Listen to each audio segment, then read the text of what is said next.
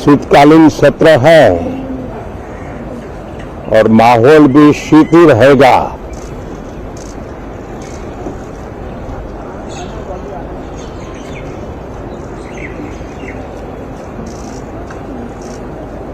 दो 2024 का ये अंतिम कालखंड चल रहा है।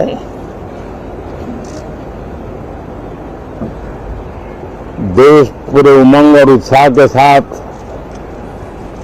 2025 के स्वागत की तैयारी में भी लगा हुआ है। साथियों, संसद का ये सत्र अनेक प्रकार से विशेष है और सबसे बड़ी बात है हमारे संविधान के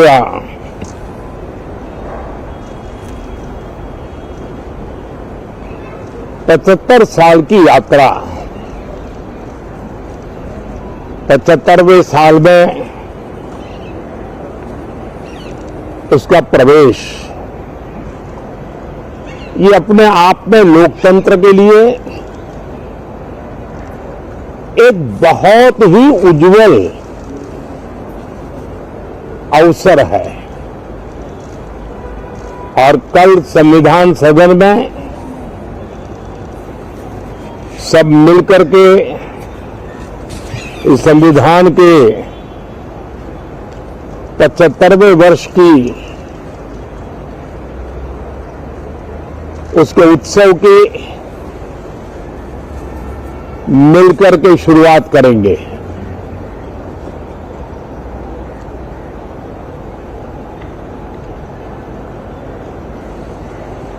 संविधान निर्माताओं ने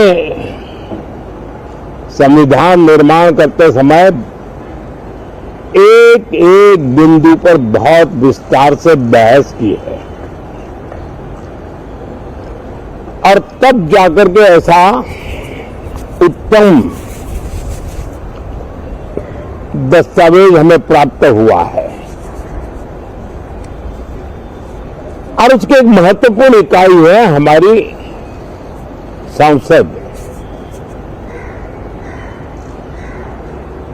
हमारे सांसद भी और हमारी संसद भी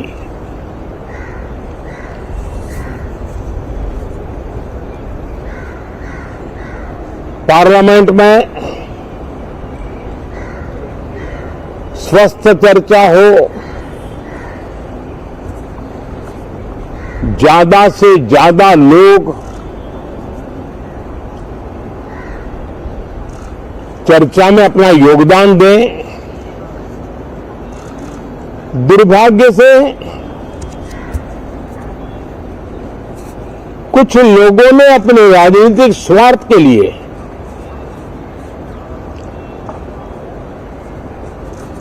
जिनको जनता ने अस्वीकार किया है,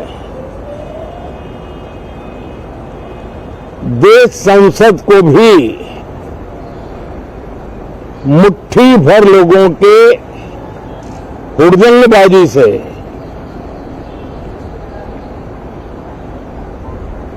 कंट्रोल करने का लगातार प्रयास कर रहे हैं। उनका अपना मकसद तो संसद की गतिविधि को रोकने से ज्यादा सफल नहीं होता है और देश की जनता उनके सारे व्यवहारों को काउंट करती है और जब समय आता है तो सजा भी देती है। लेकिन सबसे ज्यादा पीड़ा की बात यह है कि जो नए सांसद होते हैं, नए विचार, नई ऊर्जा लेकर के आते हैं और ये किसी एक दल में नहीं, सभी दल में आते हैं। उनके अधिकारों को कुछ लोग दबोच देते हैं। सदन में बोलने का उनको अवसर तक नहीं मिलता है। लोकतांत्रिक परंपरा में हर पीढ़ी का काम है आने वाली पीढ़ियों को तैयार करे, लेकिन 80-80, 90-90 बार जनता ने जिनको लगातार नकार दिया है, वे न संसद में चर्चा होने देते हैं, न लोकतंत्र की भावना का सम्मान करते हैं, न ही वो लोगों की आकांक्षाओं का कोई महत्व समझते हैं, उनका उसके प्रति कोई दायित्व है वो कोई समझ पाते हैं। और उसका परिणाम है वो जनता की उम्मीदों पर कभी भी खरे नहीं उतरते हैं और परिणाम स्वरूप जनता को बार बार उनको रिजेक्ट करना पड़ रहा है। साथियों, ये सदन लोकतंत्र की 2024 के पार्लियामेंट के चुनाव के बाद देश की जनता को अपने अपने राज्यों में कुछ स्थानों पर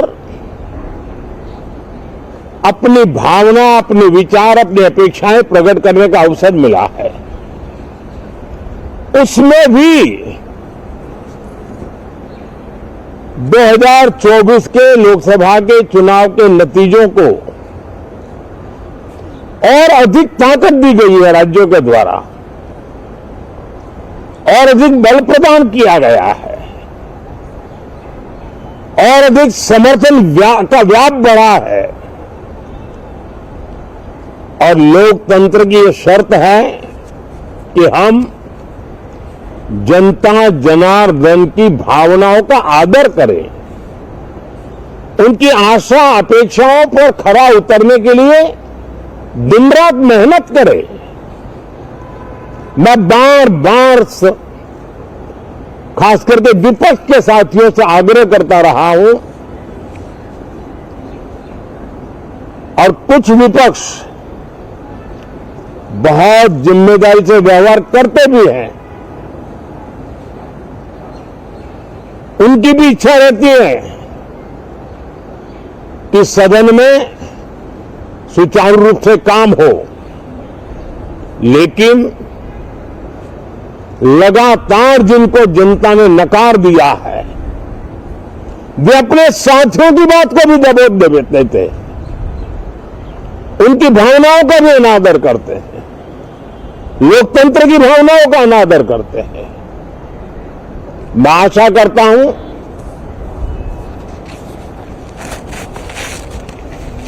कि हमारे नए साथियों को अवसर मिले। सभी दल में नए साथी हैं,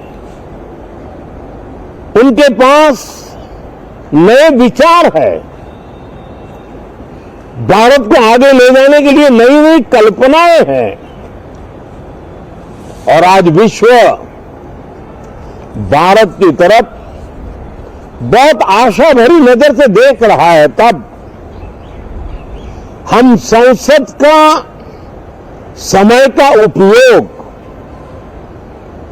वैश्विक स्तर पर भी भारत के आज जो सम्मान बढ़ा है, भारत का प्रति जो आकर्षण बढ़ा है, उसको बल प्रदान करने वाला हमारा व्यवहार रहना चाहिए।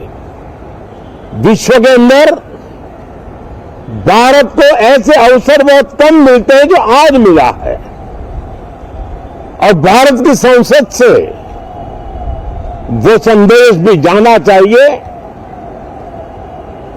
कि भारत के मतदाता उनका लोकतंत्र के प्रति समर्पण,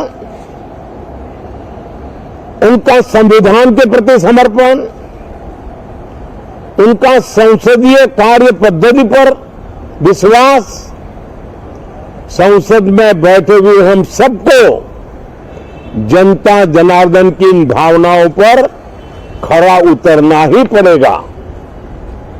और समय की मांग है, हम अब तक जितना समय गंवा चुके हैं उसका थोड़ा पश्चाताप करें और उसका परिमार्जन करने का उपाय यही है कि हम बहुत ही तंदुरुस्त तरीके से हर विषय के अनेक पहलुओं को संसद भवन में हम उजागर करें। आने वाली पीढ़ियां भी पढ़ेगी उसको, उसमें से प्रेरणा लेगी।